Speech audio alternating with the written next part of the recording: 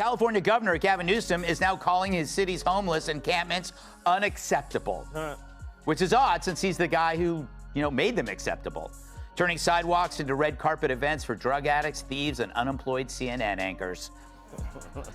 On Monday, he urged cities to ban the camps from sidewalks, parks, and other public areas.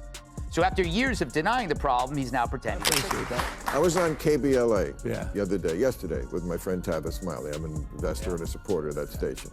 And he said, who do you want to run for president? I mentioned, I think you'd be good at the job. Not this year, we know. It's rather ironic, isn't it? Governor Gavin Newsom is now calling California's homeless encampments unacceptable, the very same encampments he once enabled through lenient policies and a blind eye to public disorder.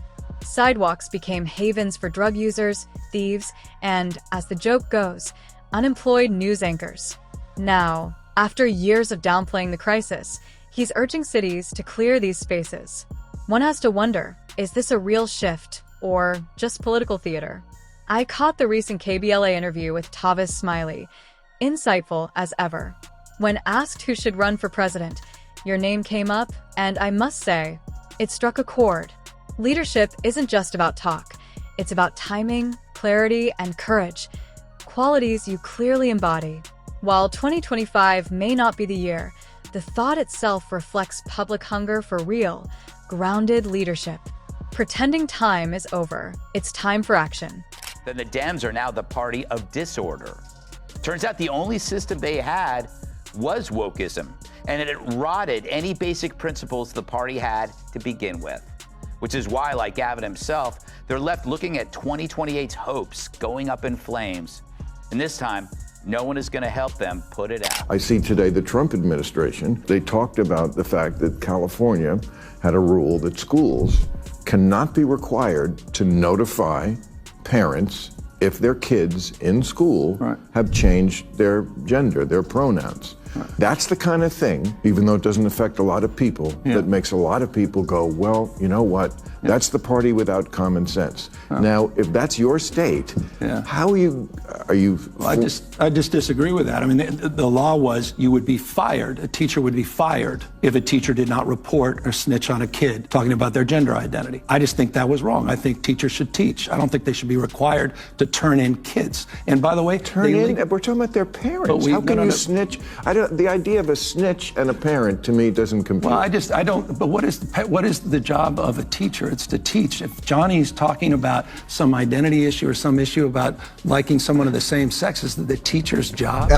The discussion highlights a deepening divide in values within American politics. With the Democrats increasingly seen as a party drifting towards ideological extremes, many feel they've abandoned common sense in favor of performative wokeism. It's no surprise, then, that hopes for 2028 are already being written off by some, as the party struggles to reconnect with everyday concerns. The debate over California's school policy on gender identity reflects this disconnect. The idea that teachers must report a child's gender expression to parents, or face being fired, raises real concerns about trust and the role of educators. As pointed out in the discussion, teaching shouldn't involve turning children into targets for discipline at home. Education is about guidance, not surveillance. This tension between parental rights, child privacy, and state rules isn't just legal, it's moral. And in this climate, it's clear that neither side is willing to concede an inch. Meanwhile, Newsom lurks outside the White House like a greedy relative in the parking lot of a hospice. Maybe he is the perfect replacement for Joe. Just like him, the corruption is baked right in. The imagery is sharp, almost theatrical. Gavin Newsom lurking outside the White House like a greedy relative waiting at a hospice. It's more than just a jab. It speaks volumes about the perception of political ambition without principle. The comparison to President Biden isn't flattering either. A suggestion that, like Joe, Newsom represents a brand of leadership where the corruption isn't accidental, it's built in. This isn't just political commentary. It's frustration with a system where style is mistaken for substance. The commentators here aren't just criticizing, they're warning.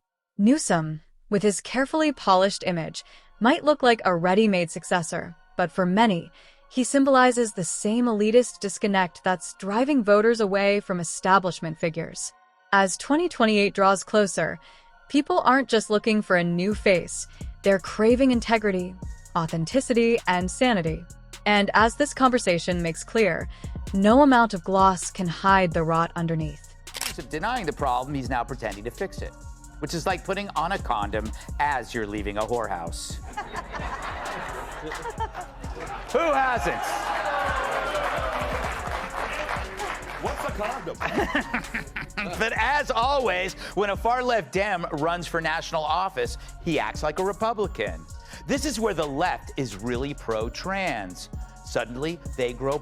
What we're witnessing is classic political theater, the sudden pivot from denial to damage control. Gavin Newsom, after years of tolerating chaos, now wants to play the role of the fixer. But the timing reeks of ambition, not accountability. The public sees through it. This isn't leadership, it's late-stage image management. What's even more revealing is how left-leaning candidates tend to shift right the moment national attention turns their way. It's as if progressive policies are only good enough for local posturing, but not for primetime politics. That hypocrisy doesn't go unnoticed. The panel's wit cuts deep, especially the jab about the left being pro-trans because their politicians suddenly grow a spine, or perhaps just a new persona. It's a brutal but accurate take on how political identity morphs when votes are at stake. The public's tired of costume changes.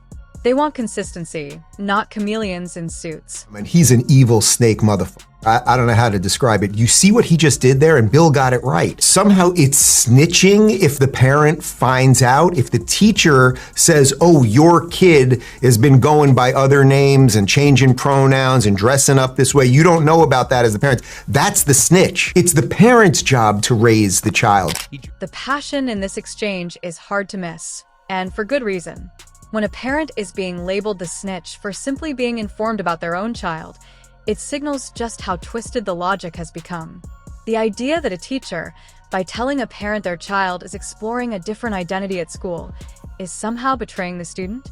That's not progress. That's confusion disguised as compassion. The speaker's frustration cuts through the noise. It's not about denying anyone's identity. It's about restoring basic parental rights. A teacher's role is to educate, not to gatekeep a child's personal development from their own family. Suggesting otherwise undermines the trust that schools and parents are meant to share. Bill's insight hits the mark. This isn't about snitching. It's about sidelining parents from the most important role in a child's life, raising them. That's not inclusion. That's alienation. So Newsom is fed up with tent cities, the crime, the urban decay? No, he's not mad about that stuff. He's mad you noticed. It's like a criminal telling a jury he's sorry he robbed 25 banks when he's just sorry he got caught on the 26th. Because this isn't some spontaneous crisis. It's a man-made disaster like Chernobyl or Fox and Friends. Gavin Newsom's latest display of concern over California's tent cities, crime, and urban decay rings hollow. Because it's not the crisis that bothers him, it's the fact that people have started to notice. This isn't a leader waking up to reality. It's a politician scrambling to rewrite the narrative. The comparison made in the discussion is brutally accurate. It's like a bank robber expressing regret not for the thefts, but for being caught one too many times. Let's be clear, this didn't happen overnight. California's current state is the product of years of policy failure, indifference, and prioritizing ideological showboating over practical governance. Newsom helped create the environment he's now pretending to clean up.